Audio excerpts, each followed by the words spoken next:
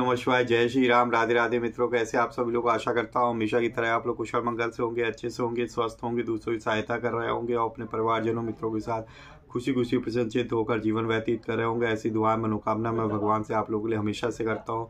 मैं अंकित आप सभी लोगों का आपके अपने चैनल में हार्दिक स्वागत करता हूँ, अभिनंदन करता हूँ। दोस्तों, आज आपके सामने फिर से प्रस्तुत हूँ पुनर्जन्म से रिलेटेड एक और सत्य घटना को लेके। ये एक ऐसी सत्य घटना है जिसमें लड़के को अपने पूर्व जन्म की बातें याद आती हैं और इवन यहाँ तक याद आ जाता है कि उसे पूर्व जन्म में किसने उसकी हत्या की थी। तो चलिए बिना देर करते हुए गणेश जी का आवाहन करेंगे, उसके बाद हम लोग स्टार्ट करेंगे। वक्रतुंड महाकाय सूर्यकोटि समप्रभा निर्विघ्नं कुरु मे देव सर्वकार्येषु सर्वदा। जय श्री गणपति बप्पा मोरया। तुमेव माता च पिता तुमेव बंधु च सखा तुमेव विद्या द्रविड़म तुमेव सर्वम मम देव देवो। जय श्री गणपति बप्पा मोरया। चलिए शुरू करते हैं। दोस्तों, एक बार प्रेम से बोलेंगे सियावर रामचंद्र की जय। ओम नमो नारायण, ओम नमो भगवते वासुदेवाय। तो चलिए आप लोग ध्यान लगाकर मन लगाकर सुनिए। मैं आपको ये पूर्व जन्म की एक विदेशी घटना है। ये आपका परलोक एवं पुनर्जन्म कल्याण का विशेषांक है, जिसका ऑलरेडी रिव्यू कर रखा है। आपने नहीं देखा है तो आप जाके भी वीडियो में जाके कल की वीडियो में ही आप सर्च करके देख सकते हैं।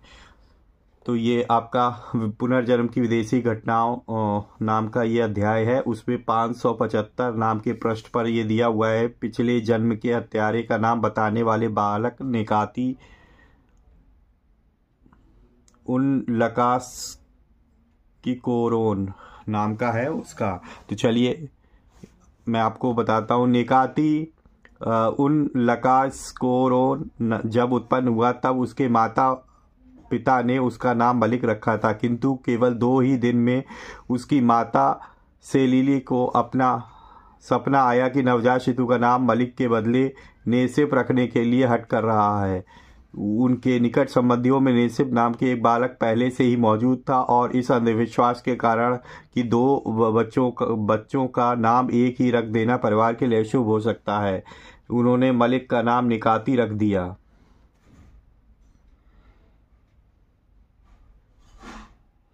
जब नेकाती बोलने चालने लगा तो वह अपने पिछले जन्म की घटनाएं बताने की चेष्टा करने लगा। उसने बताया कि उसका नाम नेसिफ बुदक था, वह मेरसिन में रहता था और उसकी हत्या कर दी गई थी। जब वह बड़ा हुआ तो उसने और भी कई बातें बताई कि उसकी शादी हो चुकी थी और बाल बच्चे थे।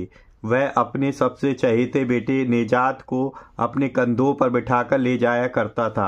अपनी सुंदरी पत्नी जेहरा की चर्चा वह बहुत प्यार भरे शब्दों में किया करता था। बातचीत के दौरान उसने अपने हत्यारे का नाम भी बता दिया कि वह अहमद रेकली था और उसने किस तरह मेरी हत्या की थी। एक बार नेसिफ रेकली के लिए अपने घर के चाय लाने से इनकार कर दिया था। इस पर रेकली का पारा चढ़ गया, दोनों में झगड़ा हुआ। उसमें अहमद रेकली ने एक करौली से नेसिफ के सिर के पीछे, मुंह और भवों पर, छाती और पेट पर कई वार करके उसकी हत्या कर दी। बच्चे की इन बातों के सबूत के तौर पर उसके शरीर पर पिछले जन्म के निशानों का रंग आसपास की खाल से एकदम अलग है और ये ऐसे लगते हैं कि मानो हाल ही में भरे हुए घावों के निशान हों। जब निकाती के नेसिफ के घर ले जाया गया तो उसने अपनी बीवी जेहरा को फौरन पहचान लिया। उसने एक के अलावा बाकी सभी बच्चों को भी पहचान लिया और उनके नाम बताए। जब पता चला कि यह बच्चा उसकी मौत के बाद पैदा हुआ था, जेहरा को निकाती की यह बात सुनकर अचंभा हुआ कि एक बार नेसिफ ने गुस्से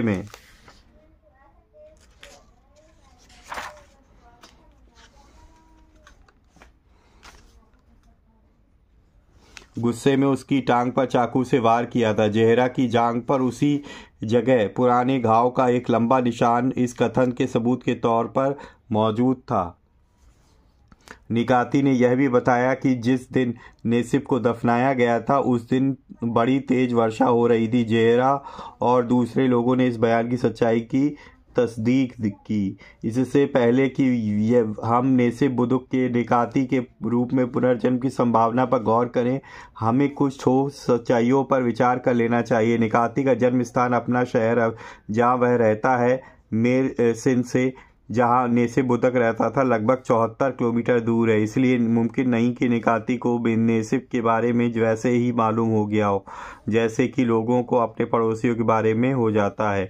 दूसरे, निकाती के दावे से पहले दोनों परिवार एक दूसरे से बिल्कुल अपरिचित थे, इसलिए निकाती को नेसिब के बारे में इस तरह भी मालूम नहीं हुआ जिस तरह की दूर के रिश्तेदारों या जान पहचान वालों के बारे में पता चल जाता है। इसके अलावा निकाती कभी मेरिसिन आया भी नहीं था।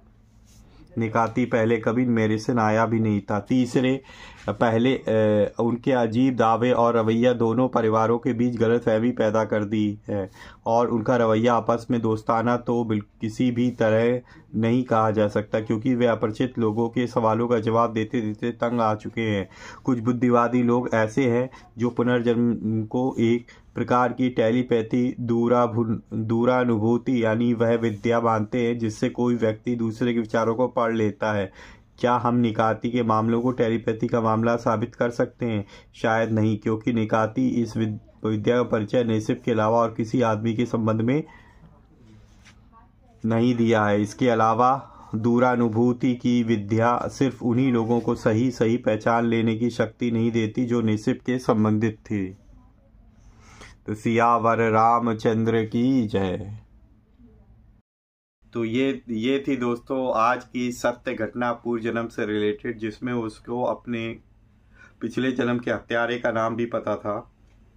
सारी चीज़ें उसने डिटेल एक एक करके बताई, अपने परिवार के, अपने बीवी बच्चों के बारे में सारी चीज़ें। तो कैसी लगी आज की आप लोगों को सत्य घटना? प्लीज़ कमेंट बॉक्स में अपनी राय ज़रूर लिखें, और वीडियो अच्छी लगी है तो प्लीज़ वीडियो को लाइक करना ना भूलें और ज़्यादा से ज़्यादा अपने परिजनों मित्रों के साथ भी शेयर करें ताकि वो भी इस पर्टिकुलर सत्य घटना को जान सके। अगर आप पहली बार मेरे चैनल पे आए हो, इस तरीके की आपको कथाएं, वेदों पुराणों से रिलेटेड सत्य घटनाएं सुनना पसंद है, तो आप जो है चैनल को सब्सक्राइब कर लें। मैं इसी तरीके कंटेंट आपके चैनल पर लाता रहता हूँ। साथ ही साथ बेल आइकन को भी प्रेस करें ताकि लेटेस्ट से लेटेस्ट वीडियो की इन्फॉर्मेशन आपको तुरंत ही मिल सके। तो इसी तरीके से भगवान की भक्ति करते रहिए, अपने परिवारजनों मित्रों के साथ खुशी खुशी प्रसन्नचित होकर जीवन व्यतीत करिए, और हाँ, हमेशा की तरह किसी न किसी एक पर्सन की हेल्प करने की जरूर कोशिश करिए। मिलेंगे नेक्स्ट वीडियो में, तब तक के लिए जय श्री राम, राधे राधे मित्रों।